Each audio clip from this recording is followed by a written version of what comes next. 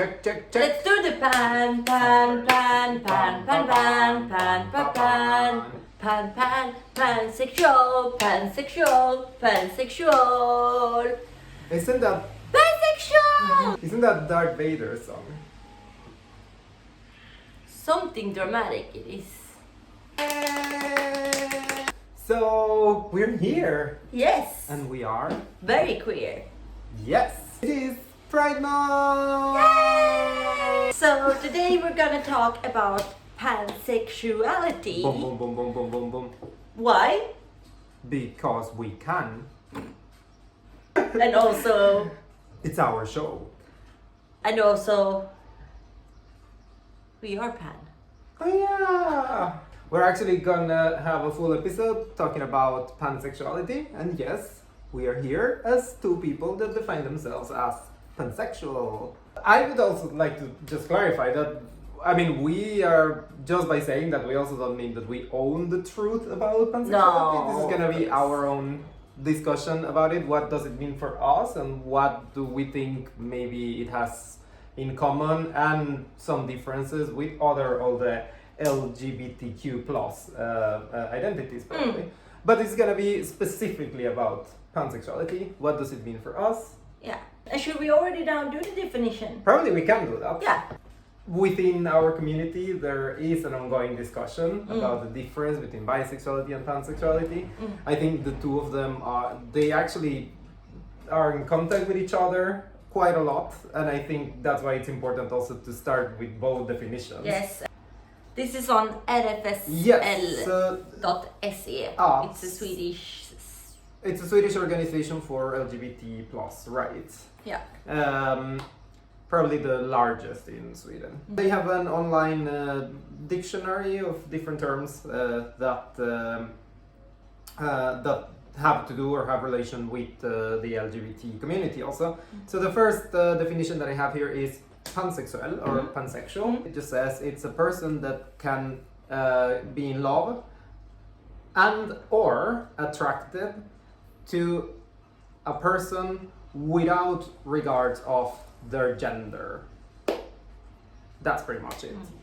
If I go to their definition to bisexual, then it says a person that can be in love and or attracted to another person without regards of their gender. So it's the same. That is what we have to discuss here also. Congratulations, you're bisexual. No. I mean, I'm actually, this was from an LGBT organization, this definition. I can actually go directly to the dictionary. So here I have a definition from the dictionary, and if I write pansexual, then it says noun, a pansexual person, and it is a person that is not limited in sexual choice with regard to biological sex, gender, or gender identity. If I go to bisexual, then it says sexually attracted not exclusively to people of one particular gender, semicolon, attracted to both men and women. Now here we do have a little addition to the definition.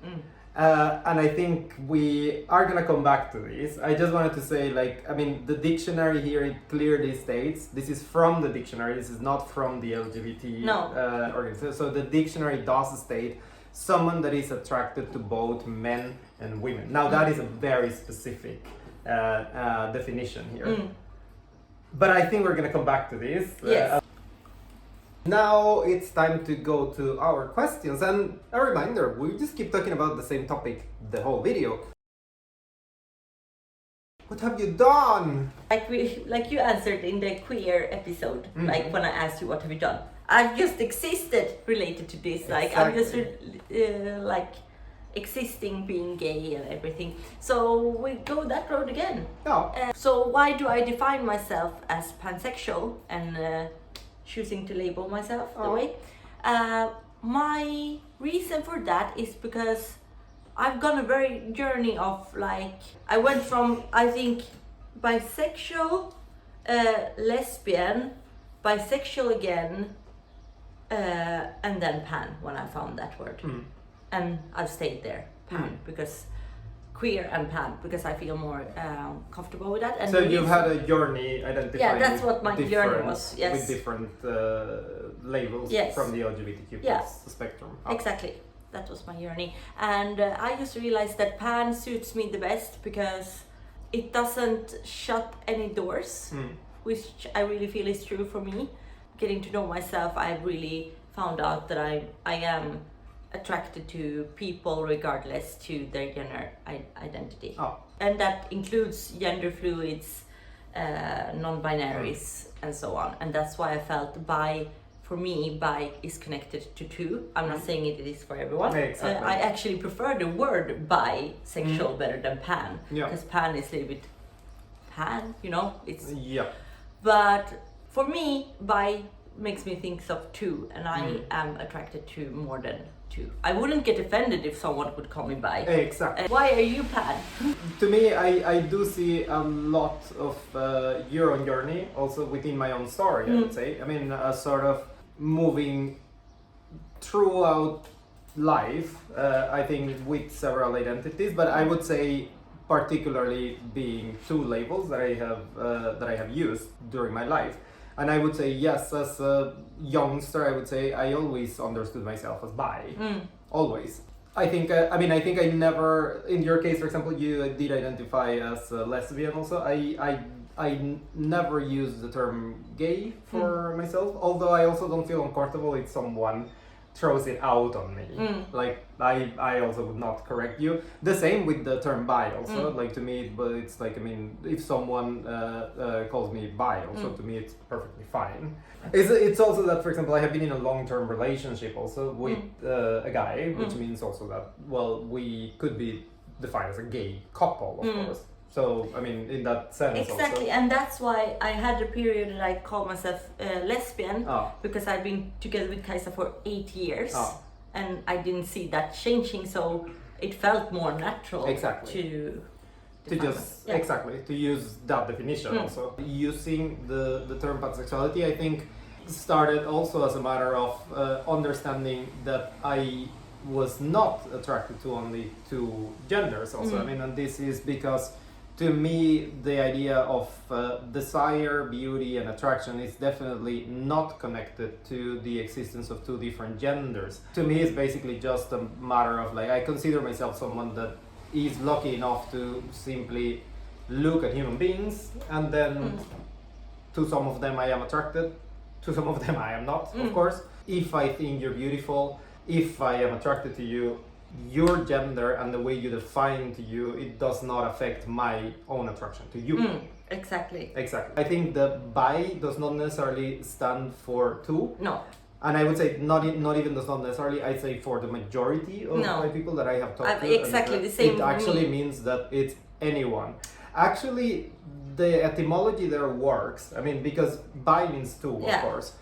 And the assumption, and this is why I wanted to read the definition in the dictionary, because I think the assumption is that those two refers to men and women, which is true for how bisexuality was spoken some decades ago also, and particularly coming from people that were, for example, trying to study homosexuality and so on, and they were trying to define different sexualities. They think that there's only two. Exactly, and they did come from the gender norm of basically just having two genders. But I think within the community, this has changed a lot. And the bi, I think it could still stand for two, but it means not necessarily men and women. It means basically you and the others. So it's basically, I mean, it's... Yeah, exactly. That's true. And that other can be whatever. Exactly. It's super important also to recognize the existence, the validity, and the huge value of the bi community within the LGBT plus community. I think there's a historical depth with that community that has been invisibilized like crazy, and I think that these videos should be the listing that contributes to invisibilizing bisexuality. Because that is a sort of, do I dare to say, bullied group in the LGBT? Absolutely. from outside the LGBT plus community and from inside Yeah. the LGBT plus And I think the inside ones are the hardest to deal with. Yes. I have experienced that. Yes, because you hear also from a lot of, for example, I mean, it's very common within the gay community, particularly, to hear that, oh, you're not bisexual, you're just hiding. You're not bisexual, you just don't want to say that you're gay. Yeah. Oh. We go to the next question. What have you seen? I have seen a lot of more visibility happening for the fan community, and this is true if you just need to grab your phone and go into, for example, TikTok and just search for pansexuality. There's so many wonderful young people, also older people, but I would say, like, I have seen so many Generation Z kids also posting videos about pansexuality, trying to define them for themselves also. I was actually happy when we were watching Eurovision last week. The Icelandic group that represented, while they were announcing the votes, they were actually holding a pan flag. Did they? Yeah, I missed that. So this was all over Europe's televisions, and they were actually holding a pansexual That's so flag. cool. So something that I have been seeing a lot, it's actually, I would say, a little bit more awareness on pansexuality. Sometimes when people ask me, oh, how would you define yourself? I would actually always just say bisexual. And the only reason why I did that is because I knew that it would cause a lot less questions. Yeah. So that you don't have to explain it. Exactly, because I got so used that every time I said pansexual, people would be like, what? Yeah. Or like, what is that? Can you define that? And sometimes it's good that people ask you and that you have the time to explain, but sometimes you don't want to. And sometimes I mean, you get the question that, oh, you're into pandas. Yes, that it has happened to me, and that I already said it in one of the last videos, and it was an honest question. Like to me, it really felt that someone was asking me that very honestly. That's I've heard, because I've been seeing some videos online, that also some people say it has something to do with pans, literally, like pans or metal and stuff. Now, we have already mentioned the etymology of bi, which mine means too, but the etymology of pan means everything, basically. Oh. So, I mean, the prefix pan, you can use it, for example, if you talk about pan-Europeanism, the whole Europe. So basically, that is what I have been seeing, and I just wanted to mention that it is actually, to me at least personally, it's a positive thing to see how the visibility is happening more and more, which I'm glad for. What have you seen? What I've seen is this post on Instagram. What's your sexuality spectrum? Yes. I was thinking that it's very interesting and we could do it ourselves. Yes. Okay, so first question is gender identity. This is male and this is female. Where do you place yourself? I will be there. Completely male? Yes. Completely, all the way? Yes. Oh. Are you hyper masculine or hyper feminine? Where would you put yourself?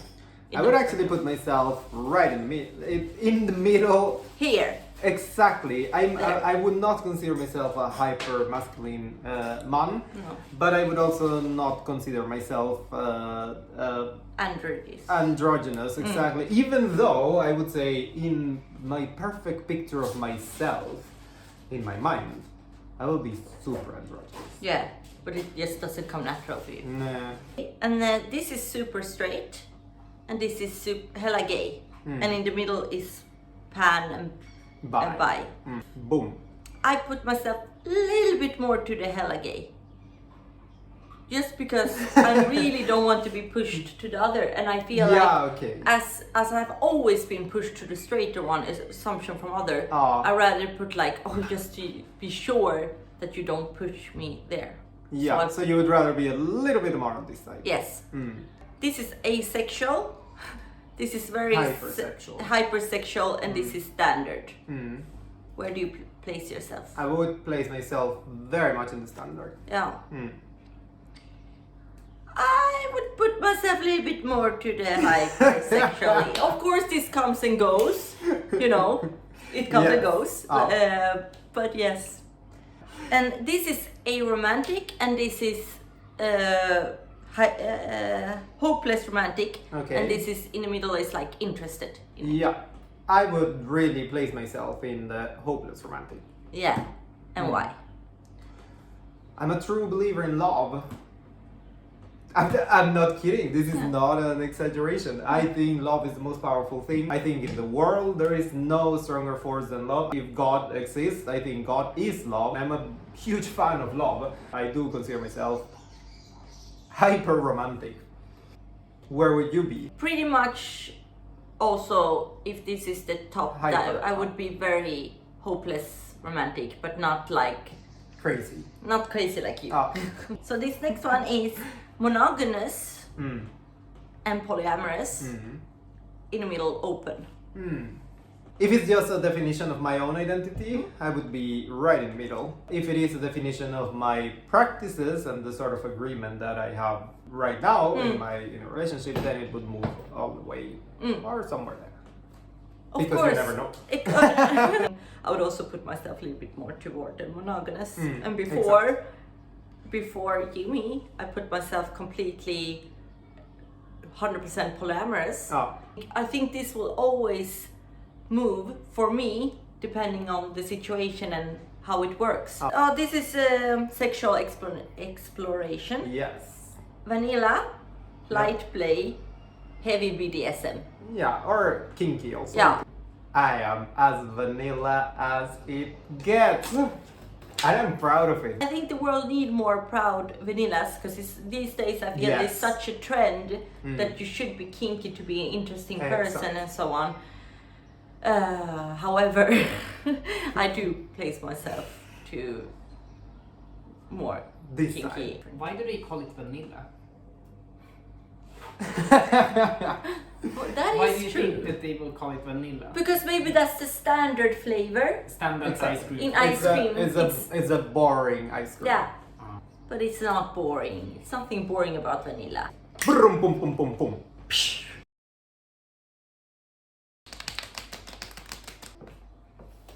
Why did I put the oil on? It looks so fatty now. No, it doesn't look fatty. It looks shiny. What have you heard? I have heard two debates basically. And this is something that it's very much present also in the ongoing discussions that we have also already touched upon them. I mean, the idea of being pansexual, the identity of being pansexual, and how it relates to bisexuality. When we see or try to define pansexuality in relation to bisexuality, and this is two very simple arguments that you hear from both sides. On the one side, you have some people claiming that being bisexual or defining yourself as bisexual would be gender fluidity or non-binary phobic. That there is a sort of reluctance to accept that there is different identities rather than the binary in this system that we have been talking about. The other argument from the other side, that being pansexual is being biphobic. Precisely because you're already erasing an identity or claiming that the new definition that we should all move on, it's a definition for pansexuality, kind of like a substitution for bisexuality. I do have to say that if we would say like, yeah, we're pan because it's the new bi, then it would be biphobic. Yes, I mean that argument, it's actually there. I mean, in the sense of saying like, well, we even heard it at the beginning when we read the definition that is given by RFSL, right? I mean, this is a gay rights organization, and they actually putting out the same definition for both. I was reacting on that. Exactly. Because there need to be some. Yes. So to a certain extent, I would say that. I mean that idea. I mean that they say like, yeah, but if you just claim that the new term is there and that we should all move to that new term because apparently it's more inclusive than the other. I mean, saying that being bisexual is gender fluid or non-binary phobic, and on the other hand, saying that pansexuals or pansexuality is biphobic, I'm gonna put it out there in my own personal terms. This is bullshit. I'm just gonna say it like that. I mean, I do think that both arguments are bullshit, even though I can recognize where the arguments could be coming from, particularly also from the bisexual community. And this is what makes it a little bit complicated, I would say. I mean, if we are losing the boundaries in between the definition of bisexuality and pansexuality, It can become like that people like are old-fashioned if they call themselves bisexual, which is wrong. I think most bisexual people would actually tell you like, no, I mean, it doesn't mean only men and women. The other argument which is being pansexual is biphobic. I personally would also say, yes, it is bullshit. Now, to me, the only thing that we need to be very careful with is to not thinking that, oh, I mean, I am more progressive than you because I use this word. Exactly. I think if someone thinks that is the attitude, I think they're doing it the wrong way, basically. Definitely. To me, we have already been doing a terrible job as a community to visualize bisexuality. And I think it would be going the absolute wrong way if we're trying to say like, oh, there's a new path here, so forget about that community, and now the definition is pansexual. Yeah, that is biphobic. Exactly. Minerva, what have you heard? Yeah, you actually stole what I had heard. Ooh. Jesus. Because I also heard exactly an argument that calling yourself is like bisexual is transphobic. It is actually good to say that you also heard the same thing, because I think that it just shows that there is, of course, an ongoing conversation within the community. Yeah. And I think, as I have been saying before when we made our queer video also, that to me those contradictions that sometimes we find within the community just make us a lot stronger also. I mean, and it is within those contradictions and conversations that we have been growing to what we are today also as a community. Are you done? Yes. Jorge, Yes. your favorite question. Oh my god. What have you read? This week, I have to say, I read a graph. This is actually just something that would probably just show us a little bit of the evolution of this, or the appearance also of these terms, which is particularly pansexuality and its relation also with bisexuality. I did a very basic search on the Ngram viewer from Google Scholar. So Google, they have like this very huge archive of books and publications. There is this viewer where you can actually just search for specific words. It really just shows how often words appear in books, at least in the books that they have. Anyhow, I just made a super fast search for 4 different concepts, which is pansexual, bisexual, bisexuality, and pansexuality, and see how much they have been appearing throughout the ages. So here it is. Boom. Little search from the early 1900s until 2019, which is the last year that you can search, and how many times those words have been appearing in books. This doesn't say anything about how are those words used in books. It's just the appearance of a word in that book. Pansexuality, on the other hand, it doesn't appear. I mean, there is I think also Sigmund Freud, he used the word pansexuality to define a very different thing than what we mean to it today. Okay. So, the word has been there in publications You before. don't remember what he meant then? He meant also it was basically, I don't want to say that this is true, but I think he meant it more as the totality of the human sexual experience. But anyhow, it was a very different thing. The thing that when we start seeing, and I think here you can see that the difference between the appearance of the word pansexuality and pansexual compared to bisexuality is huge. It's like there is even no comparison, at least in books and so on. But what you can see is that you start to see a little bit of a rise of the appearance of pansexual and pansexuality. I would say at the early 2000s, you start seeing the line emerging very thinly, and then it starts going up quite recently. And this we're talking about in 2010. Then you just start seeing it going up. Yeah. As a visual thing, it just gives us a little bit of an idea that pansexuality and bisexuality, they have 2 different histories. No wonder that our parents doesn't understand what we're saying. Exactly, and that it, as we said from the beginning of the video, that it raises more questions because less people have been hearing about it. The use of pansexuality, I think it's still something that is relatively new.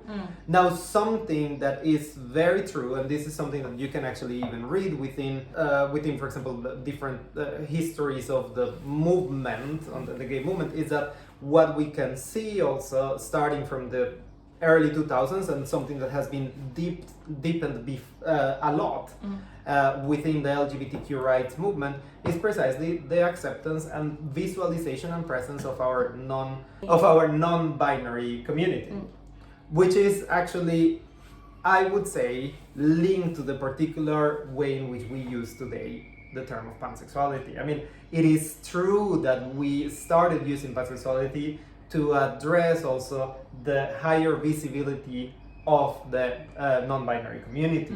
There is a link there, and that is true. And it's true that the emergence of the word pansexual, it does emerge clearly as a response to the perceived lacking of recognizing of higher plurality than the binary. What I've read is a meme, something I've been thinking about a lot, but I haven't been able to put it in words. I'm gonna read it. Bisexual men are often viewed as essentially gay, while bisexual women are viewed as essentially straight. Different stereotypes and stigmas are often applied to bisexual men and women. When a man comes out as bisexual, people assume he simply isn't ready to admit he's gay. When a woman comes out as bisexual, people may assume that she's more or less straight, but experiencing a phase. What I have been thinking is, from my own experience, I have had to feel that I had to prove my bisexually way, that my love for women I have had to prove. And while I've heard other people talking about bisexual guys that I think is just gay, you know. Yeah. And like, for me, I think you're just straight. That's my own experience. I haven't. But isn't that because I would say, basically the heteronormative male gaze is the one that defines. Yeah, I think that counts more. Exactly, because the thing is, like, that is not. I mean, for example, you having to prove as a woman your queerness. It has to do also with the desire of that heterosexual mainstream norm or structure that would want you to be a part of them, or not even would like you, but is expecting you to be a part of that realm. Exactly. While a guy that has sex with guys, even if he's not gay, then he deserves to be expected. Yeah. Exactly. Yeah. So, sorry, not expected. He deserves to be expelled from that realm, basically. So to me, it sounds like it is basically that. But that's fascinating, because that would mean that the love for men would be more understood even than it's more assumed and understood more than heterosexuality. Do you know what I mean? That if it's heterosexual people coming up with, or having these assumptions, it means that no, it's more likely that you love men than women if you show either, because men are more worthy than you would be heterosexual. Do you know what I mean? No, I could see that reason, but for me it's just more, to me it just really speaks more about the actual fragility of masculinity. In the sense, like, masculinity is perceived as being that fragile. I mean, at the moment you step out of it, you don't belong to it anymore. No. I mean, in this sexual system in which we live in, I think that the clearest identity that emerges as the most fragile one, and therefore the ones that needs to be protected, is masculinity.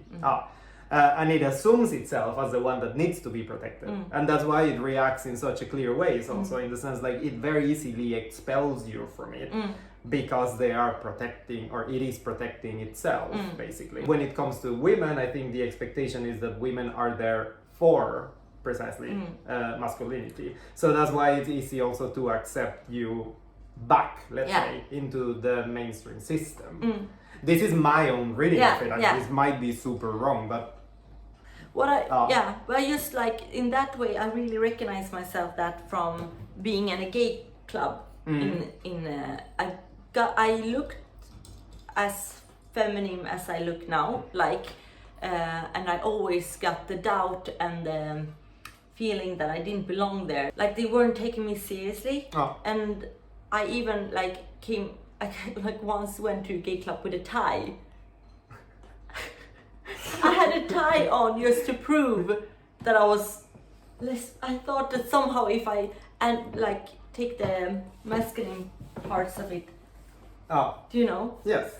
And but that was the most hurtful, was to not be taken seriously within the own community where you're supposed to feel like you can be wherever you want, and if I am like this, then I'm not taken Yeah, but I mean seriously. that happens also within, I would say, if we're talking about the mainstream perspective also within the LGBT, because of course, I mean, here what we're talking about when we talk about these systems, we're talking about the system of power, because I mean, who has more power than others to define whatever we're doing? That's the thing. So that's why when I was referring to masculinity, I'm thinking about what emerges as the more powerful position in this system, and therefore has the power to try to regulate and order everything else within. But now within the sub-communities in society, like the LGBT one, of course, we also have a power system in which, for example, we have the G in LGBT emerging also as the more seen usually and the more vocal also, not because they are, but it's because the attention tends to be also centered in the G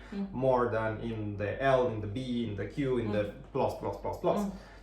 And there we have also these some things that actually come also from the larger heteronormative system, which is also the idea, for example, of just quickly classifying and throwing people in boxes.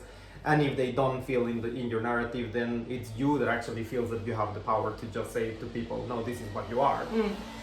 Which is basically, I would say, coming back to bisexuality, what usually happens or has happened to a lot of members of the bi community when they have interactions with gay people, also, which is like the typical comments that we already mentioned. You're not bi, you're just kidding yourself. But my question to close this is, do you see a difference in between pansexual and bisexual? I see that it can be a difference for some, in different ways even, but I also see, like you say, that for some people it means like it can mean similar to once, but you shouldn't assume it. Oh, That are you pansexual? I am still pansexual. Me too. Yeah. I don't see also right now a very clear difference, I would say, in between one and the other. No. I think it also should be a matter of understanding that for different people it might mean different things. Exactly. Also. And I think that's part of the beauty of the LGBT community, that we exist with those differences. We are different, but yet we're all in the same boat. Exactly. And I think that's just part of it. It's like if for you it makes a super important difference, one of the two identities, It's good. fine, but don't assume that it means for that others. it would be the exact same thing for me. Exactly. Oh, exactly. And that's perfectly fine. We should maybe let that be the finishing words. Yes! I think we're done! We're done! Oh my god! Minerva, let's just remind everybody that they have to like and subscribe and click that bell. It's somewhere there. I don't know where. Happy Pride! Happy Pride!